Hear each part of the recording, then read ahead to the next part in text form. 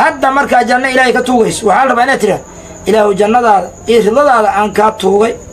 ilaahu jannadaada iyo ridladaada aan kaa baryay maxay janno kale ilahay inaad ka tugto maa maxaa ridlada ilaahay ka sii weyn jannada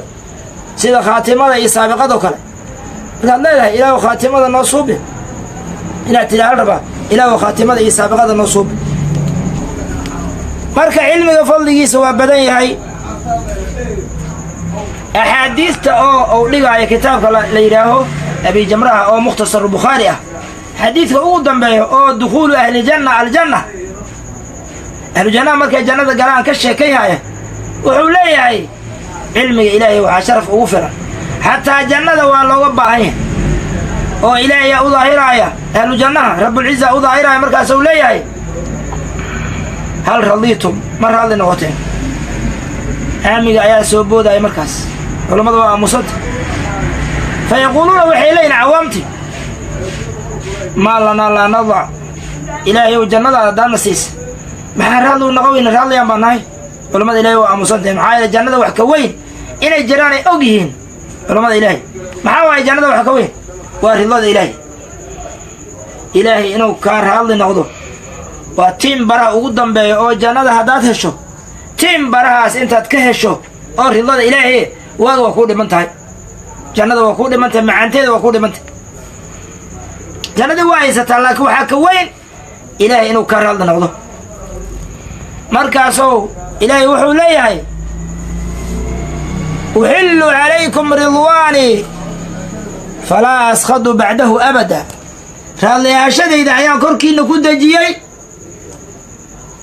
falaa askhadu calaykum korkiinna u caroomaay abadan fii abadin abad fiigiisa bacda ixlaali ridwaan raadliyaashadayda dejinteeda kabacdi haddaan raadliyaashadayda ku dejiyey kabacdi weligay idin caroomaayu le ilaahay markaas waay marka ahlu jannaha tiim baraa ugu dambeeya ee heleen tiim baraa ugu dambeeya markay helayaan waa marka ilaahay uu yidhaah waa idinka raadli noqday laakiin ridlada ilaahay hadda markaa janno ilaahay ka tuugayso waxaa la rabaa inaad tidhaah ilaahu jannadaada iyo ridladaada aan kaa tuugay ilaahu jannadaada iyo ridladaada aan kaa baryay maxay janno kale ilahay inaad ka tugto maa maxaa ridlada ilaahay ka sii weyn jannada sida khaatimada iyo saabiqadoo kale markaad leedahay ilaahu khaatimada noo suubi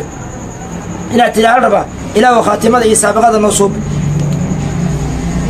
cilmiga fadligiisa waa badan yahay waxaa ka mid ah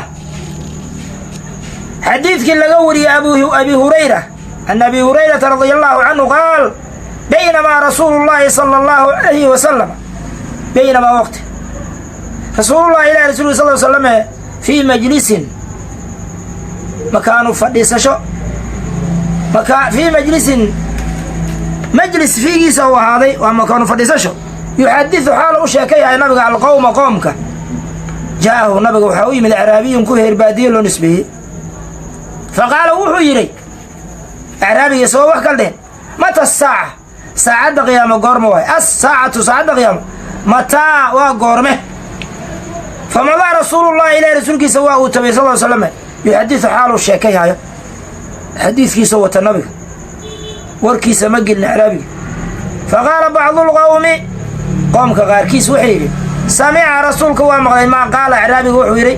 ee fakariha rasuulka waa kahday maa qaala acraabiga wuxuu yidhi wa qaala bacduhum bacdulqowmi qoomka qaarkiina waxay yidhi bal baarankaas kaale lam yasmac nabiga ma uusan maqlin xataa idaa qadaa nabiga haddii uu guto xadiidahu xadiidkiisaw qaala wuxuu yidhi nabiga ayna uraahu saa'il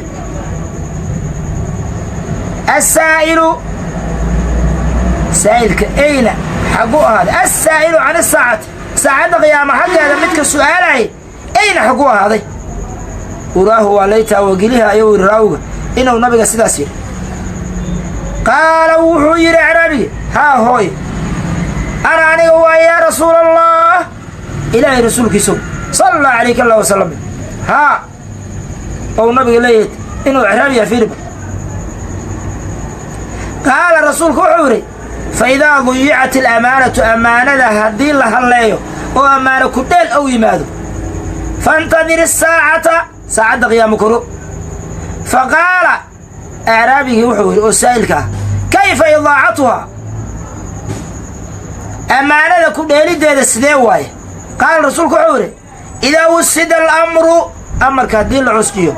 إلى غير أهله أمر كأهل كيسة غير كيسة انت كدين العسكيو فانتظر الساعة ساعة قيام كرو وفان مدحني مدح أهل وهين هدين مدح لقدم ساعة قيام مدحني كرو ساسو النبي صلوات الله وسلامه عليه